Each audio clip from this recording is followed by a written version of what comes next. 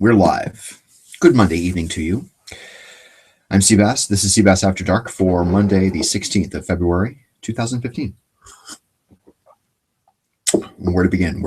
As Lorne Michaels says about Saturday Night Live, we're never ready to go on. It's just time to go on. That's kind of how I feel about this show. I'm not allowing it to take up any more of my time than, the normal time on Twitter or on Facebook, seeing stories that might be interesting, and then flagging them for later discussion during this program, perhaps.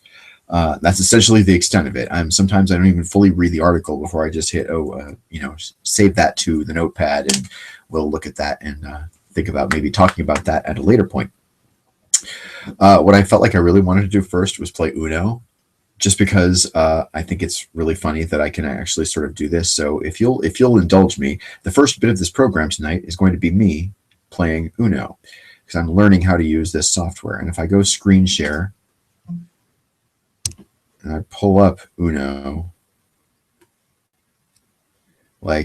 is one of the things going to be Uno that I can, this PC? If I share, that's just that. Okay. That's not going to work. I thought I could maybe just do my game, but apparently I cannot. But what I can do is what I was doing the other night, which is actually not that. What am I shooting here? I'm going to be sharing with you Classic 99. Classic 99 is the game system I had when I was a small child. This is the Texas Instruments 99 4.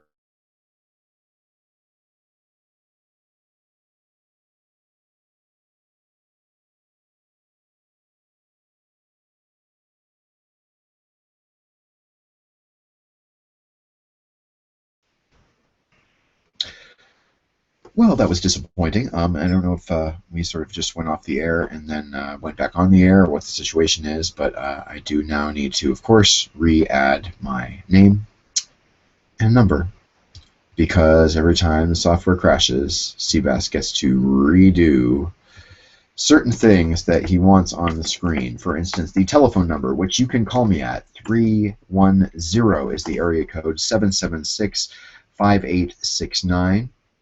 That is noted here on the side of the screen, as you can see. The program is called cBas After Dark, and that is noted here, as you can see on the screen. That is the extent of the trouble I'm going to go to, because if the software fails again, I'm not going to want to mess with it again. And I just believe I took a picture of myself. Did not mean to take a picture of myself. But there you have it. So, as I said, the beginning of this was going to be playing a game, and I think the game I'm going to play is something fun called Hunt the Wumpus.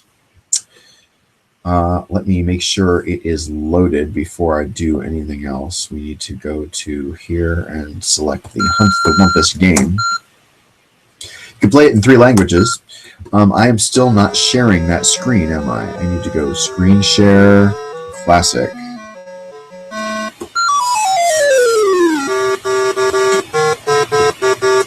Okay, I don't know if you can hear. Hopefully, I think you can pretty much hear the music. I'm selecting the easiest mode, the normal mode. That's me in the center of the screen, traveling around using the arrow keys to travel through tunnels and so on. So far, it's unremarkable. There we have a red dot. There we have another red dot. The red dots supposedly indicate you are getting within 2 spaces, I think, of that which we call the Wumpus. Oh my, we seem to have some green on the screen. What does green mean, I hear you cry? I believe that means you are 1 step away from the slime pit, which is what I just fell into. Next time, watch out for the slime. I don't know. I feel like I want to play again with the same options. Let's try this again here. Oh boy. There we have a space that is both 1 space away from the green slime and 1 space away from the Wumpus. I'm not sure if it's 2 spaces or 1 space. It means you are getting within a certain proximity to the red dot indicates the wumpus, the green indicates the slime pit. That is a bat. Oh, and if you bother the bat, they can sometimes teleport you to a new spot on the screen where you have not been before, I think is the idea. Okay. And then I forget how, I think I do see where, oh, that sucked.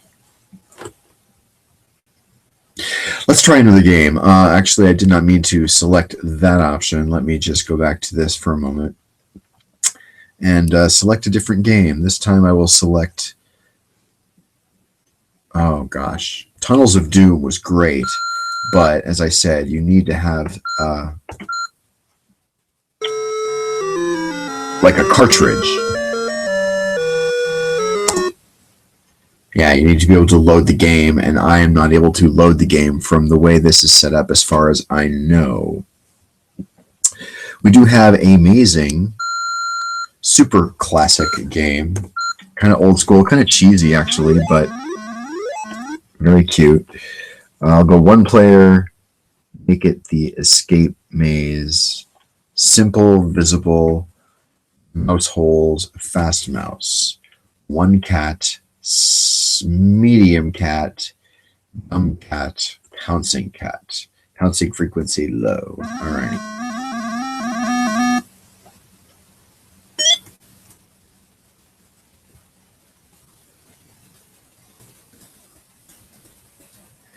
All right, that's me. I am the mouse, by the way.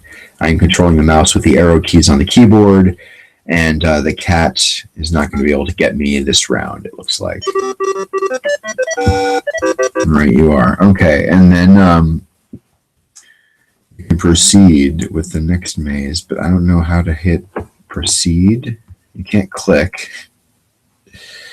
I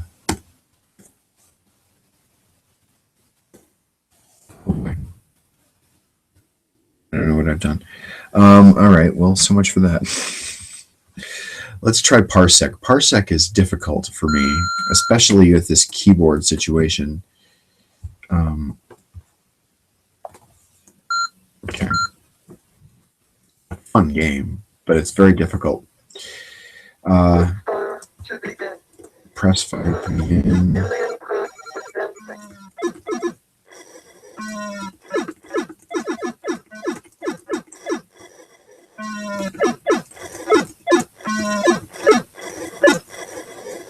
God, you'd think I was good at this game.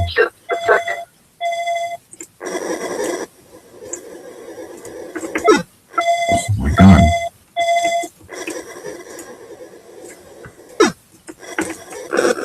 Damn it.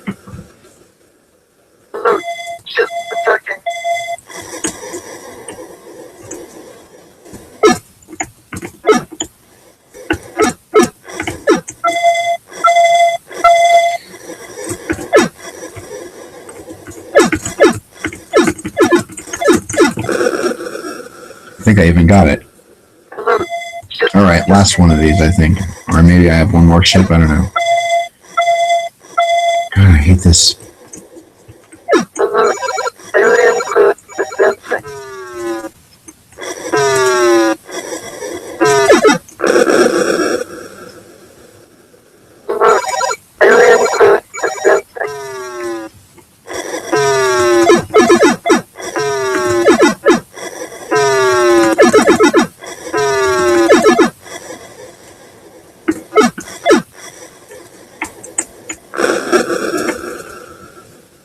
These keys are not necessarily the most responsive.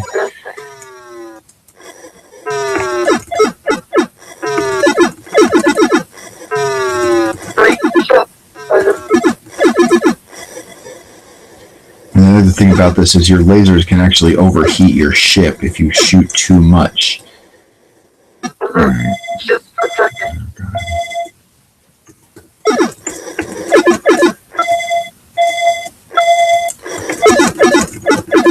Oh my God, I can't believe I'm getting it. So much for that. And I believe that was my last one as well. But yes, enormous fun, as you might be able to imagine, especially if you grew up with that, which I did. I grew up totally with those games. The Munchman, which was the TI version of Pac-Man, enormous fun. That we'll play that another night. Also, the games. I mean, Hunt the Wumpus was good. The Munchman or the Texas Instruments version of Space Invaders was very good as well. It was just called TI Invaders, like the least creative name at all of all, but perhaps that's because the game was not creative at all. It was simply a ripoff, as far as I could tell, of the good old-fashioned Atari Space Invaders. All right, let me pull up some news here. I feel like I was saving articles all day, thinking, what am I going to talk about? And then there was a lot of interesting articles, and then I get on the air here, and I don't have anything prepared for you to just go and talk about. By the way, as you see here, 310-776 Kunz. That should actually be, you know what? I'm going to give me 1 second here. Just indulge me.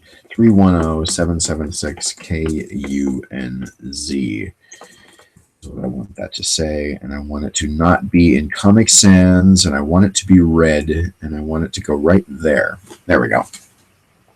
Delightful. So the camera's on. The mic is up. We are ready to go. I'm going to talk about many things. There are many ways. Oh, can I just pull up my list of stuff here and simply do that? That would be perfect if I could just... Wow, I sure as heck can. All right. Let's look at this for a second. I'm not sure if this is real or not. Okay, hang on just one moment, please. That opened... I didn't really want to open, but that's okay because... I did not put it on the air. Was it porn? I'll never know. Why can't I select it? I don't know why I can't select it. Oh, perhaps because it was not entered. This is what I want to show the screen. All right, Apple Car rumors. You've heard about the Apple Car? Well, now this website says that The Onion is designing an Apple Car that would make Johnny Ive Wretch. I'm not sure I even understand that. I'm not sure I even understand that logic, but let us go ahead and proceed here. I don't know why it won't let me proceed here. Okay, hide.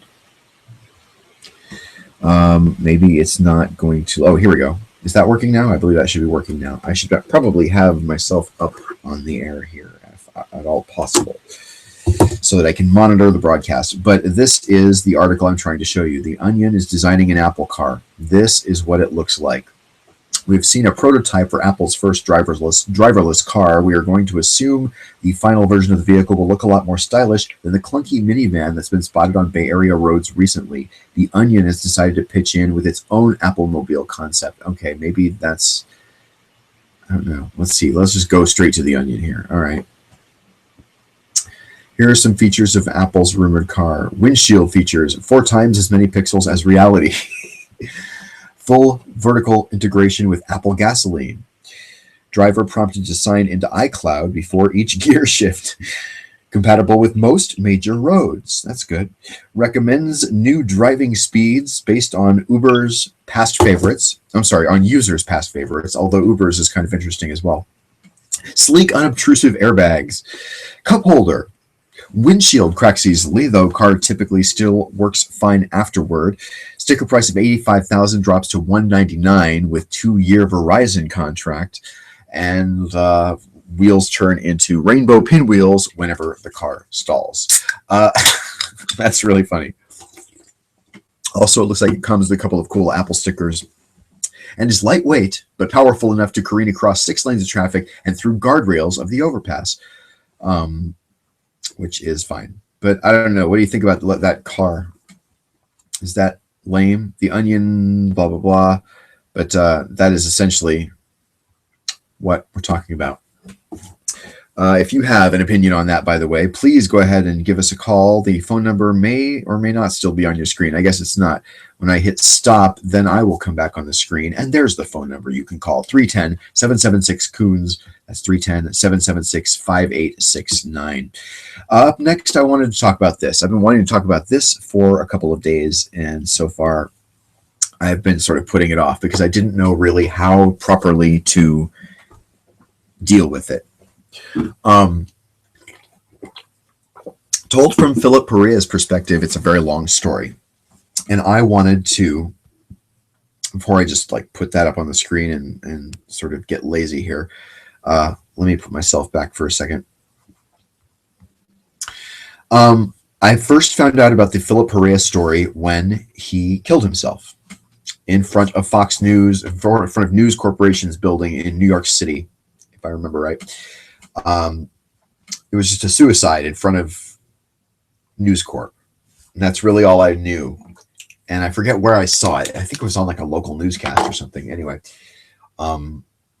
I did then look up more about the story. I read it online and I was like, okay, this guy used to work at a thing. And I forget exactly how. I think it even said that he left a long sort of series of videos on YouTube or something like that. And I thought, okay, I've heard stories like this before, I think, where they have the materials, you can go read more. And I've always thought, well, that's interesting, but I never really did.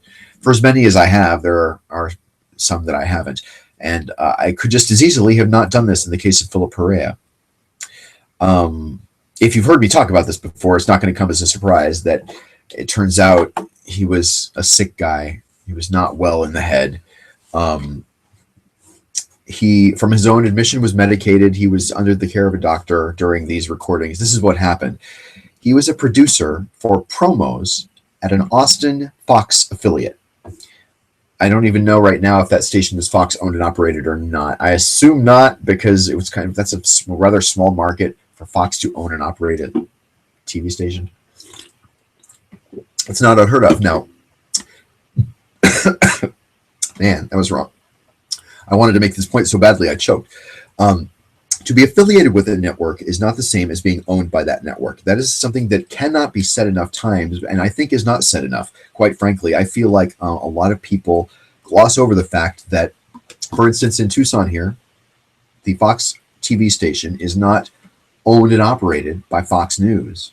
It is affiliated with Fox News. In other words, it now when you affiliate with a news network, you get access to their network reports, perhaps reports from other reporters on that same network as well. They have feeds that you can record, at least in the olden days. I assume it's all different now. I've never worked in a TV station in many years, but I've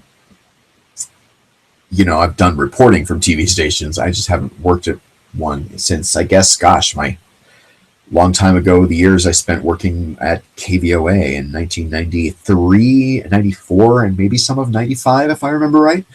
Pulling that out of my ass, but if I could go check my resume. Why bother? Let's screen share my resume. That'll help me get a job in the media. Hey, I suppose it can't hurt. Maybe we'll do that a little bit later, actually. That's not a bad idea. I'm just going to make a note here. Just a second. I'm going to tell Siri. Make a note.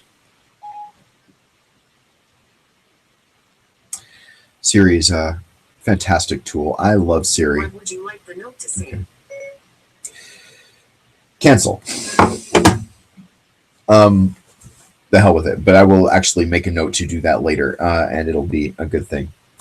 But anyway, back to the Philip Perea story. So to be affiliated with a network and to be owned by that network are not the same thing. For instance, KTVU in San Francisco was, for many years, since the beginning of Fox broadcasting, affiliated with the Fox Television Network. The Fox Television Network is not known for being a conservative TV network. You go back to the beginning of the network, it was seen as, revolutionary and sort of very cutting edge and very pushing the envelope kind of a thing, Fox Broadcasting was, as far as TV shows like Cops, kind of the original reality show, if you will. Although it was very slickly produced to the point of, not really seeming like it's in a cut above reality television to me. other shows that were kind of revolutionary or even seen as like, I don't know, not un-American, but these shows were seen as kind of almost offensive to be on broadcast television. You know, that kind of stuff should not be on broadcast. Married with Children. The Simpsons, I think, was even seen at one point by some family groups as like not family friendly, not supposed to be, you know, on broad, you know, trying to get the FCC, I think, involved in, you know, fining the stations that would put The Simpsons on the air or something like that. I need to go back and do research on all of this. But, you know, I kind of lived through it. So I seem to remember that that certainly was the sense of Fox broadcasting in the early days. And I think to this day, they're seen as more, not hip. Hip's not the right word either. But again, pushing of the envelope. They will be more risky. And, you know, I guess ABC is the network that put the word asshole on broadcast airwaves. I forget which network it was that even showed the nip slip with Justin Timberlake and Janet Jackson or whoever it was. I guess that's almost 10 years ago now. That's the thing about that event. If you weren't in broadcasting, you don't understand that event, that wardrobe malfunction during the Super Bowl was a bad thing for broadcasters in a lot of ways, because suddenly the broadcasters were being seriously, you know, cracked down upon. All of the innocent radio broadcasters and stuff, you know, people who accidentally said a bad word were for a number of years under the strictest of scrutiny for even the smallest infraction. Infractions including saying the F word even, you know, one time.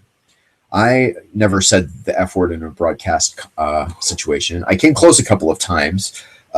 Fortunately, they have that 7-second delay, and in both cases where I came close, there was a smart producer who mashed the dump button. But that said, frankly, in my own, you know, sort of defense or whatever, while two guys bailed me out with the dump button, I have bailed people out with the dump button, I think, a couple of times in my career as well. So I think it all kind of evens out. I don't think I have any positive or negative karma regarding the number of times that I was saved almost, but not saying the F word on broadcast radio. But now, stations that are Fox affiliated get and many of them frankly have news operations now. That's kind of the other thing that happened, was that these stations, very often smaller stations that were the Fox affiliates, were, you know, not the big old school strong broadcast stations. Very often the Fox affiliate, you had to put the antenna in a separate direction. This is how far back I'm going, by the way. Antenna broadcast television. You had to sort of adjust your antenna, maybe tune into like a UHF translator station. If you even know what the hell I'm talking about, you know what I'm talking about, because the VHF stations on channels 2 through 13 would broadcast on VHF, very high frequency. And then the stations 14 through, like, in my original childhood, I think it was like 80 or 90 something, certainly in the 70s, like the UHF stations went all the way up. And, you know, there was nothing on 99% of those UHF stations. And even the ones that had broadcasting on them very often were not something you wanted to watch. Either it was like Spanish language, and as a child, into Spanish language TV is probably not all that interesting when you don't understand the language. And then, let's see, there may have been a home shopping channel. There may have been a religious channel, like a TBN, Trinity Broadcasting Network kind of a thing. I'm just trying to think back. And then there were the two kind of legitimate broadcast UHF stations, 18 and 23. 23 was a translator of Channel 11, which did not come in a large part of town, or at least did not come in well as far as the broadcast signal is concerned. Then we all got cable, and it didn't seem to matter anymore. But a lot of people, and we'll look that up sometime, how many people have broadcast television and don't have cable? How many people have broadcast TV, not cable? I don't know if Siri will be able to answer that question. She may pull up a couple of articles that maybe are close. I just don't know. All right, let's move on. Well, I was going to continue to talk about Philip Faria. I guess I don't want to move on. Let's pull up the article. Now that I've set the stage. Siri can't take any requests. Bite me, Siri. I'm curious. What is the temperature outside? That's what I usually ask.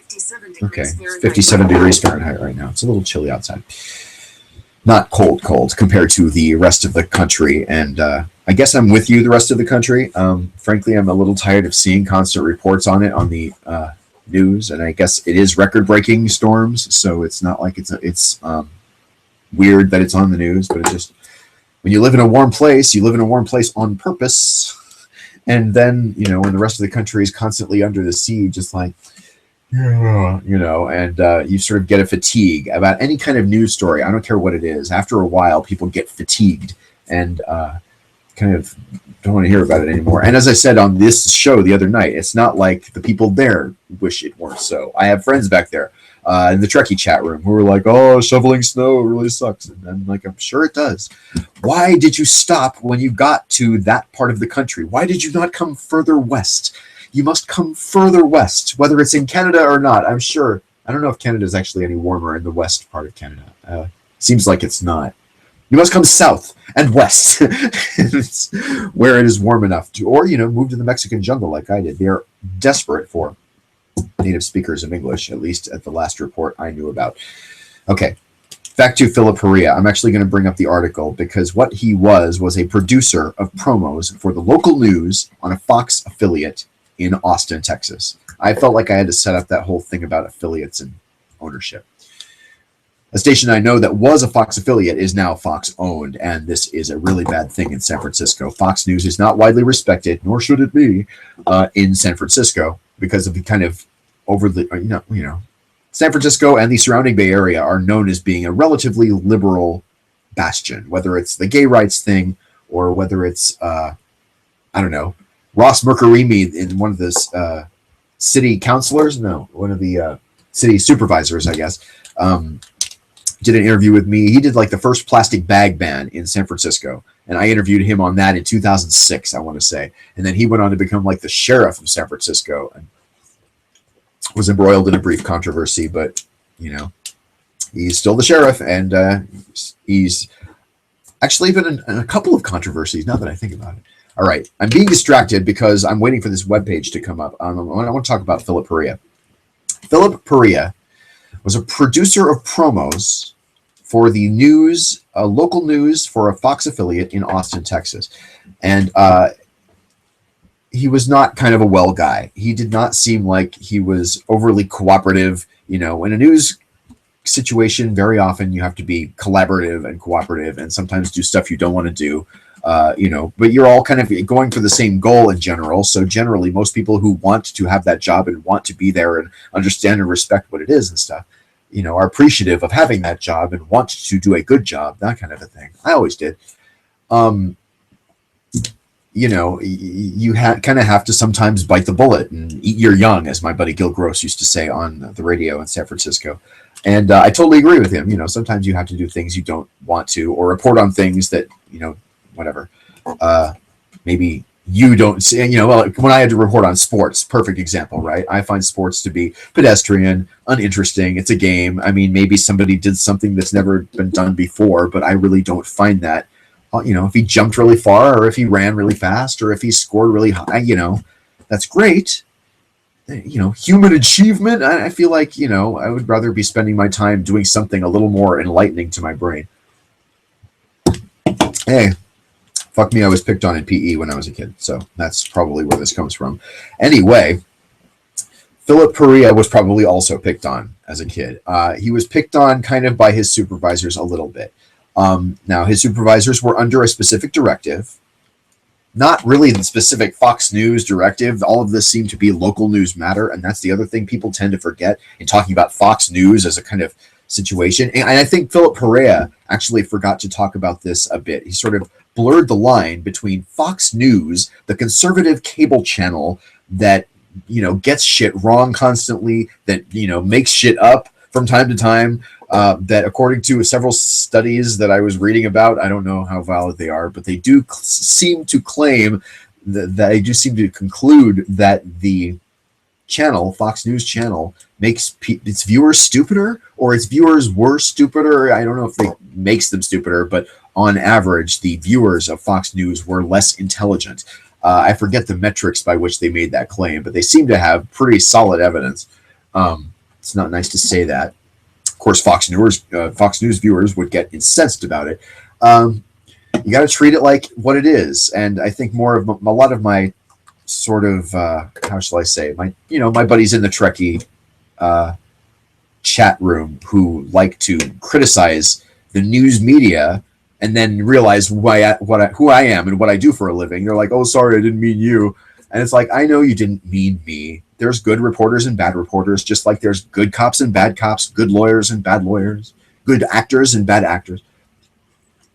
Philip Perea seems like a moderately talented promo producer, and he does promos for certain, the kind of third-rate stations in town, right? Where it's they still do like Family Matters reruns, followed by I don't know, I Love Lucy or something like that, right? Channel 18, something like that. Channel 58.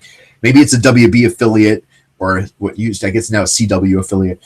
A small station, and then he got from that job to a job in Austin, Texas, at the Fox News affiliate, doing what they call topical promos. These topical promos are, do they mean topical? They are new every night. They are about what the newscast is specifically about that night. They are promoting a big story that they're working on, maybe several big stories that they're working on, kind of a thing. The primetime newscast on the Fox stations is, meant to be a big deal for the stations that have their own newsroom, certainly.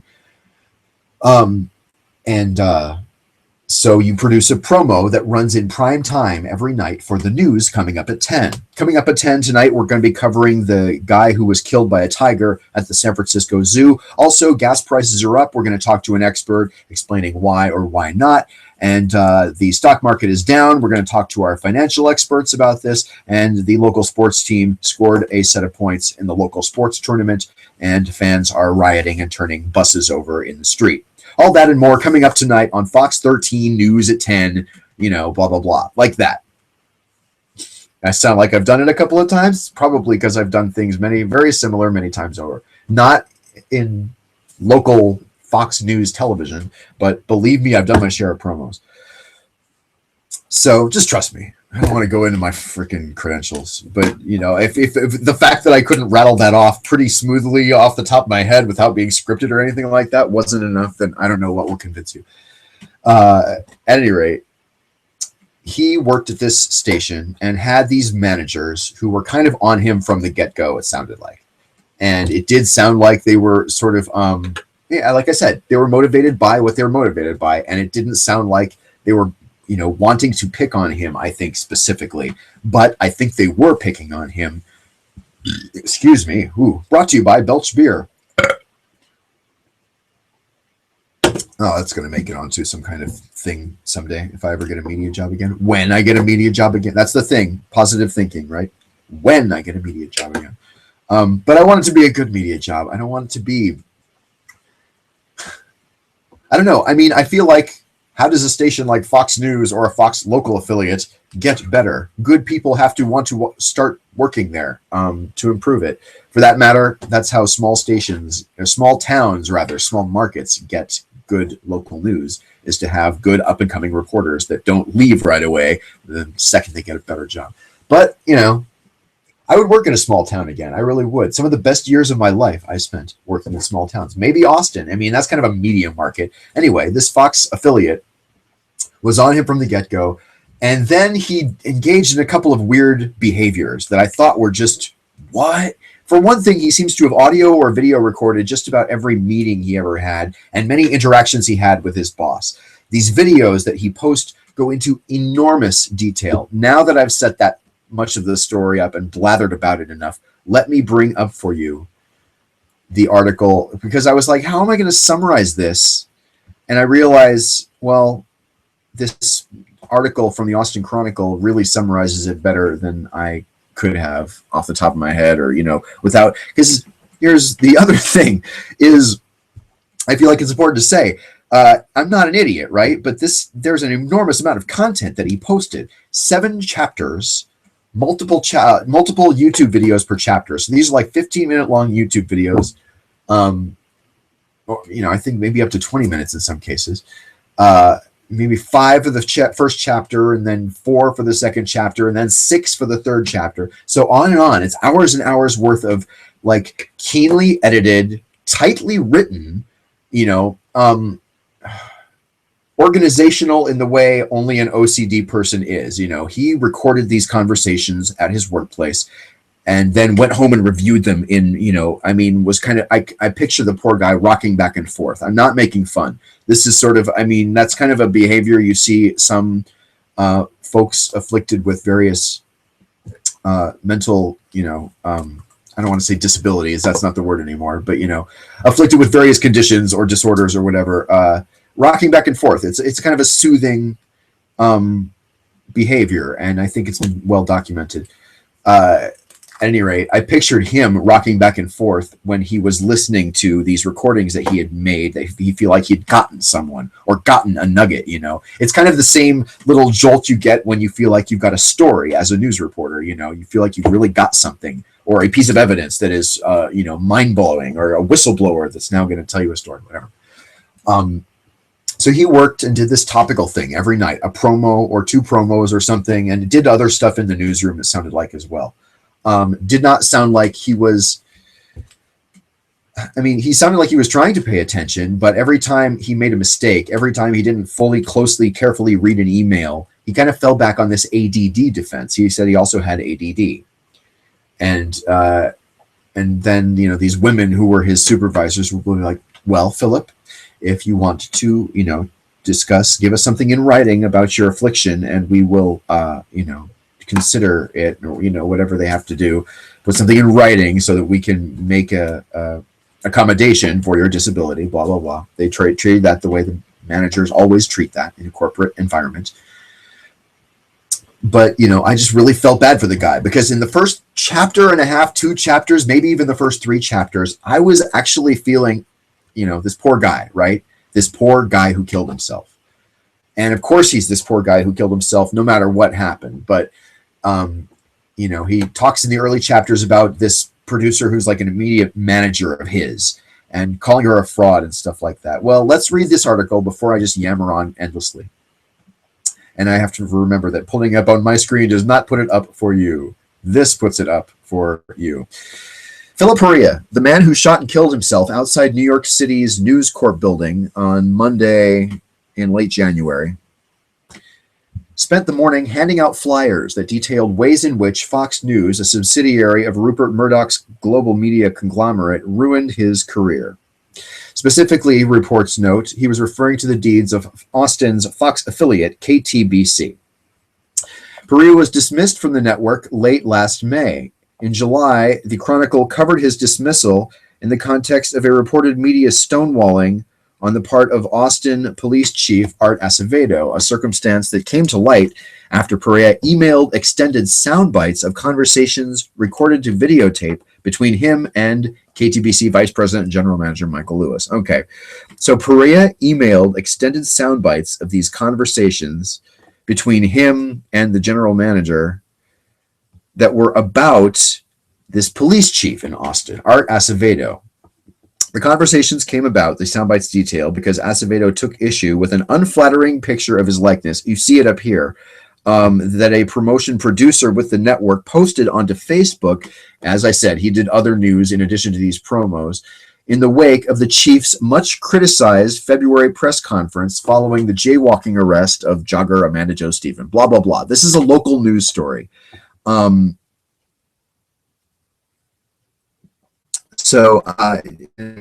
which emotional week, Acevedo dismissed backlash against his officer's actions by saying, cities there are cops who are actually committing sexual assaults on duty.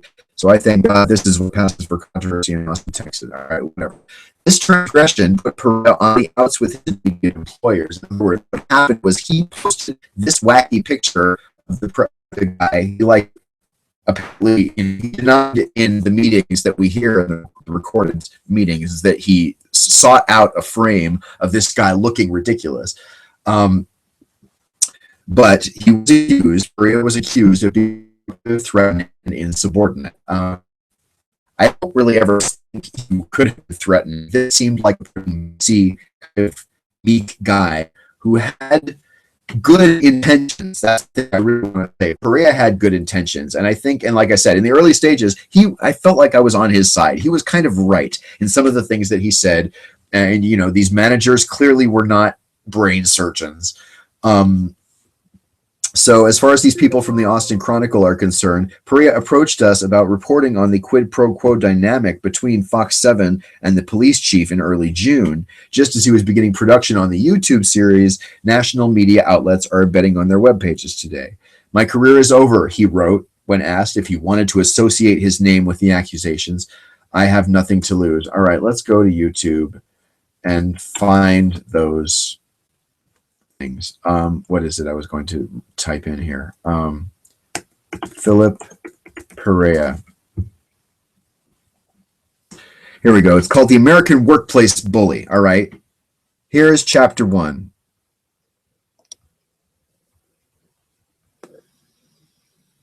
Didn't I tell you this was going to be a stunner?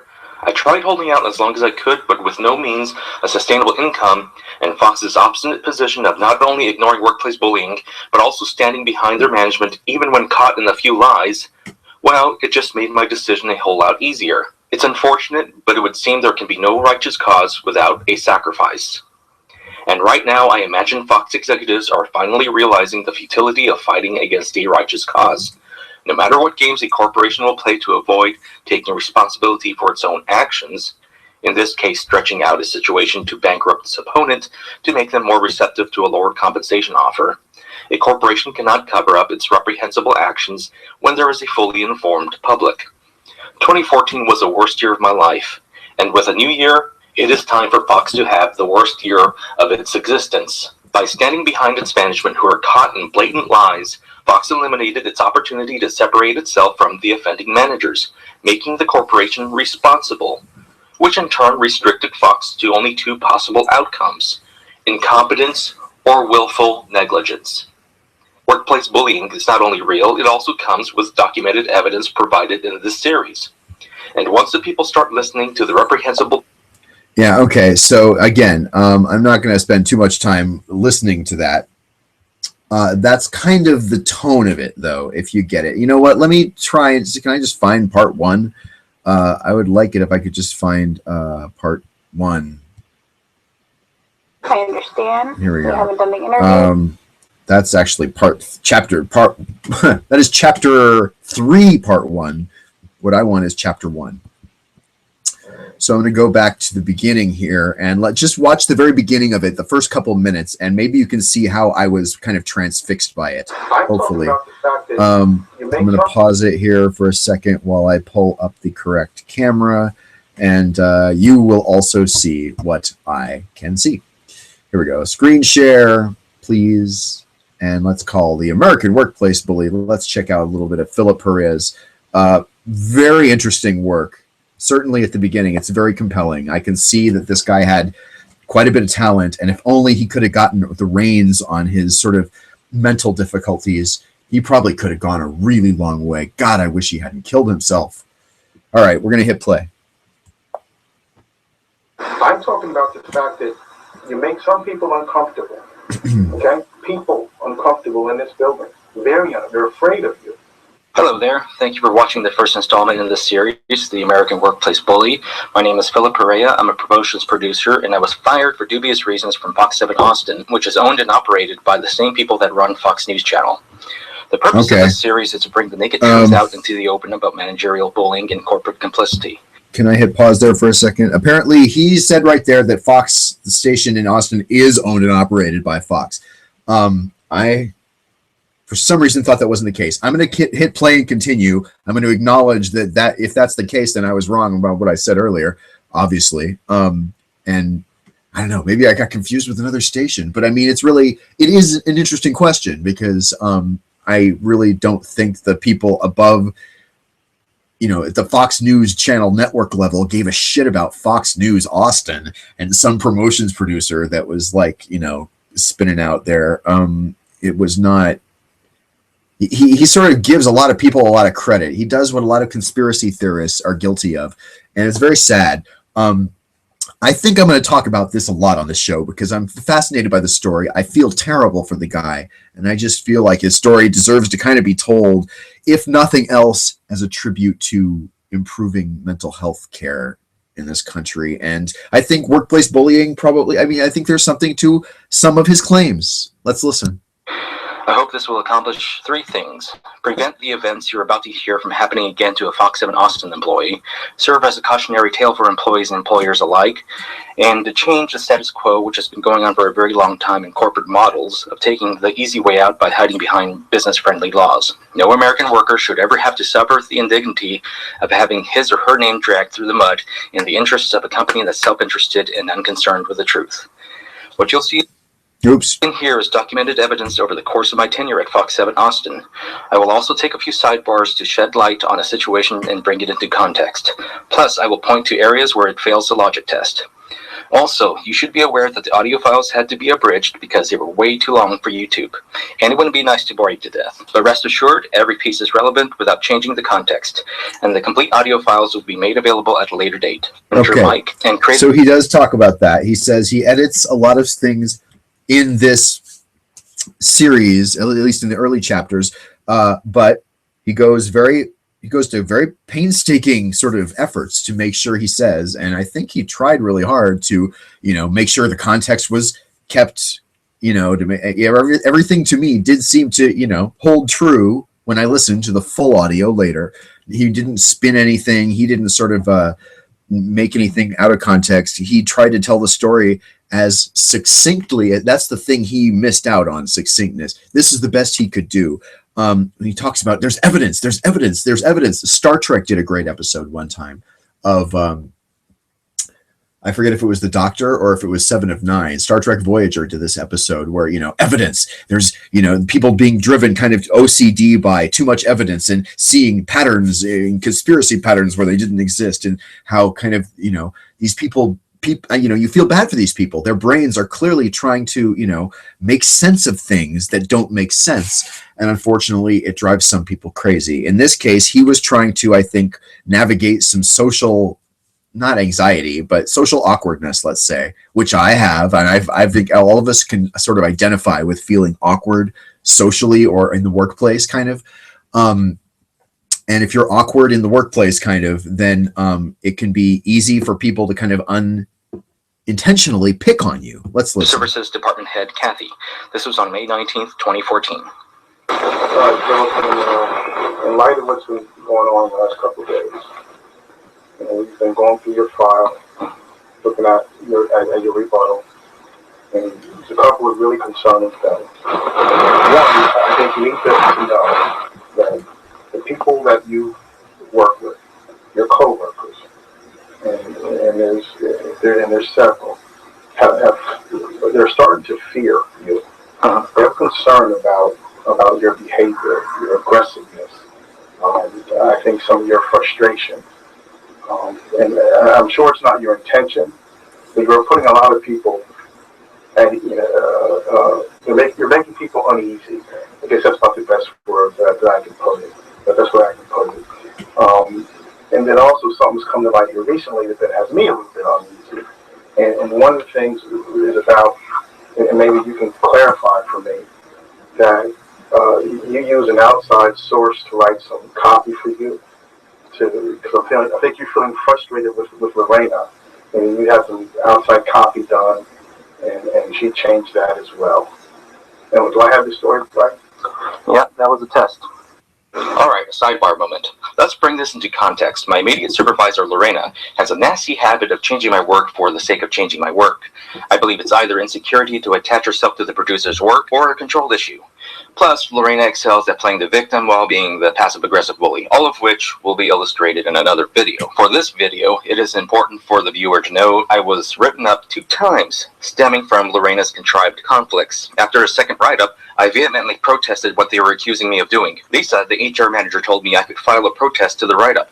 So what I did a week later was present 100 pages of documented evidence to show how Lorena was shifting blame and being passive-aggressive towards... Okay. Maybe you're getting a sense of this guy's sort of, I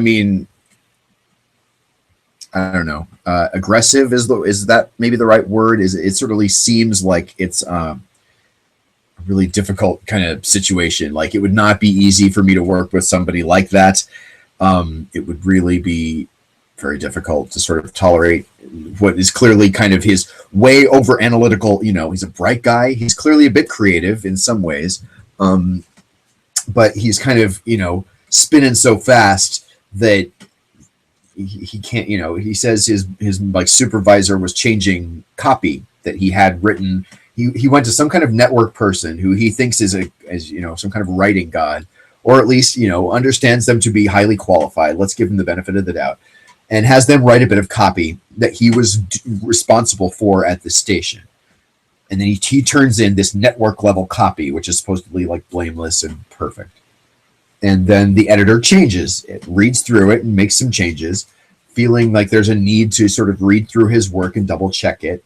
You know how you get a sense of some people who are like maybe a little bit off, or, you know, not, you know, in the old lingo, sort of mentally retarded or something like that, but have some sort of, you know, issue of slowness, or not being on the same page as everybody else, or maybe being overly quiet, or just, you know, socially awkward or socially anxious. Any of those kind of spectrum of situations, whether it's you know, whether it's cognitive, whether it's conscious, you know, on the conscious level, or the psychological kind of personality disorder level, or whether it's sort of deeper than that.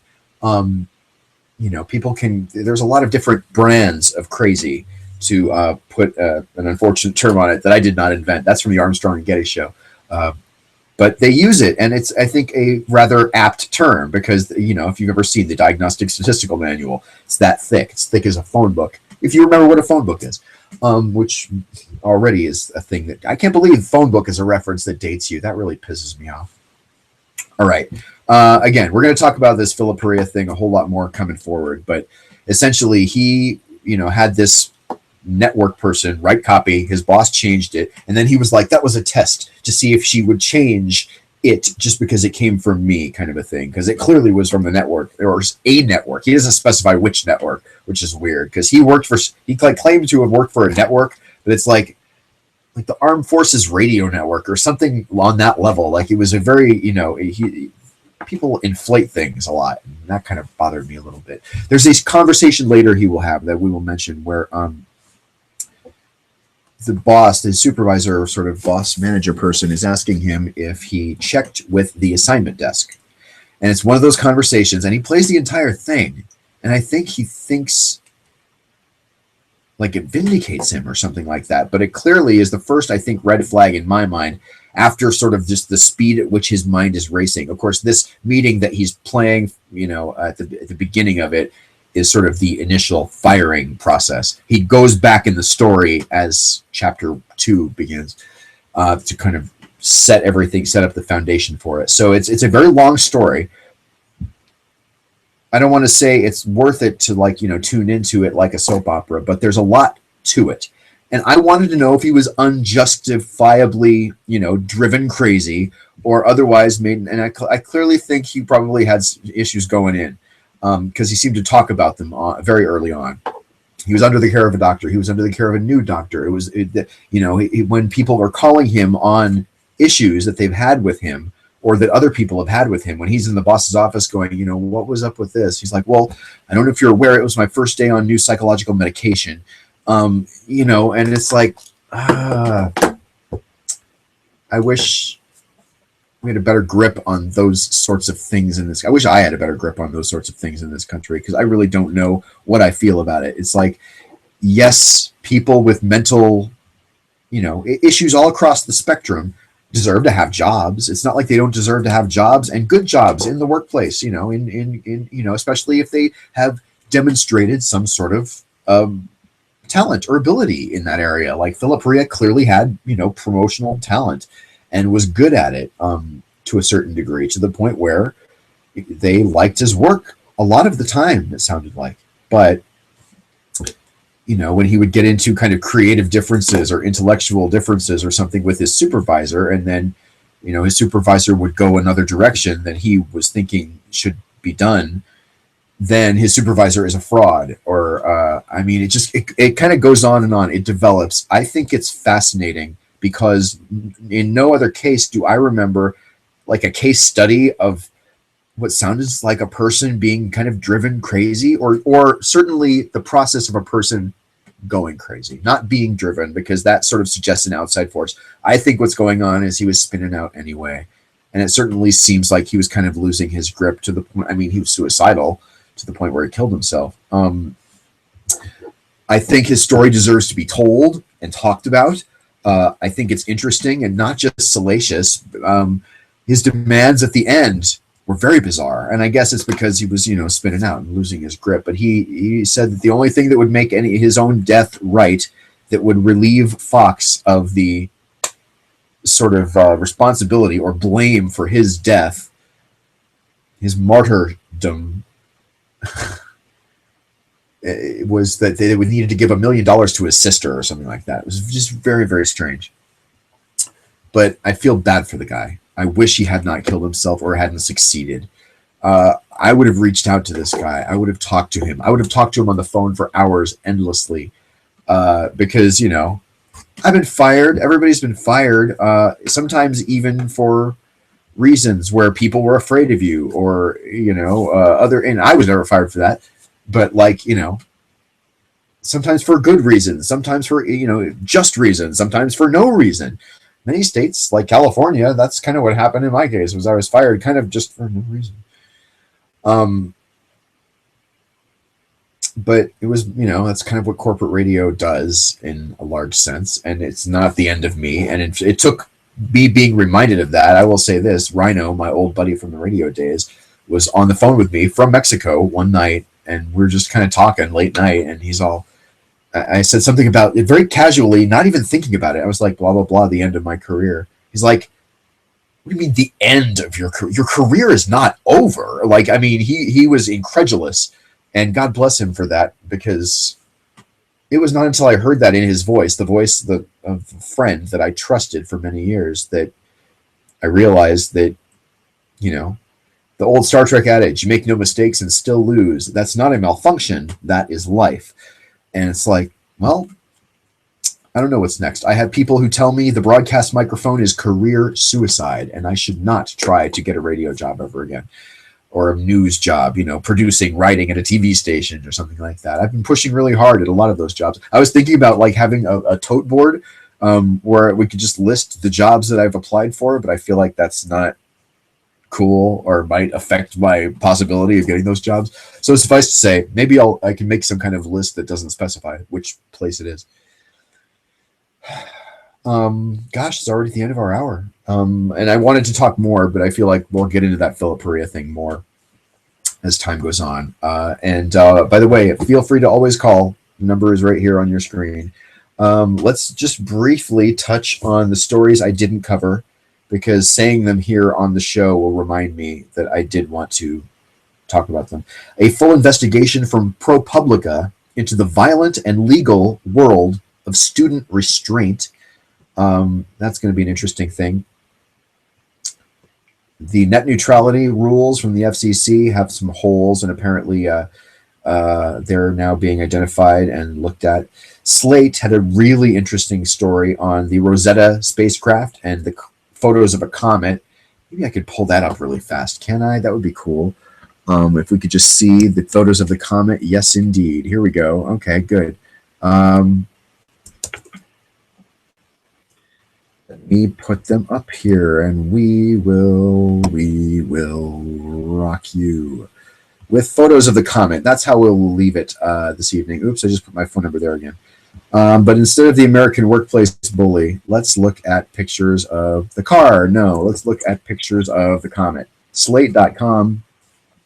The Bad Astronomy blog. Rosetta dips low over an alien world. On Valentine's Day, Saturday, the Rosetta spacecraft dipped low over the comet 67P Churyumov-Gerasimenko. How low? At one point, it was less than 9 kilometers off the surface of the comet.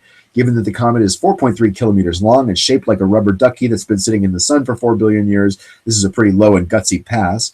It was done to get extremely high-res pictures of the comet, but the spacecraft will also be making a series of more distant passes to sample the environment around the comet at distant locations. Check these pictures out. This is the surface of a comet. I think that's a fantastic high-resolution image, as the caption says. What a place that looks like. You know what it reminds me of more than anything? the mountains in Lost in Space, the old TV show, especially those black and white episodes, you know, where they would have the Jupiter 2 flying over. There are 2 features I want you to see. A flooded plain, probably filled with dust. And then he's got this one. Another fascinating area is this one. Oh, look at the ridge right there. Sedimentary layers? No, quite the opposite. On a comet, I guess it represents, the layers as it kind of melts and refreezes, getting close to and further away from the sun. Fascinating shit, though. And that's where I will leave you. As always, you can contact me. I am at Sebastian Kunz on Twitter. You can call my phone number here, 310-776-KUNZ. I will probably only take calls mostly during the show, but you can give it a shot, certainly. And as always, I'm happy to record this, and even seeing people who have watched it later. Thank you for doing that, by the way, because it blows me away that I see dozens of views on this days later, even though, you know, it's just yet another show. It's just me talking, you know. I feel like, how silly is that? But yes, we'll play games more in the future. We will have a lot of fun here on cBas After Dark. So we will see you next time.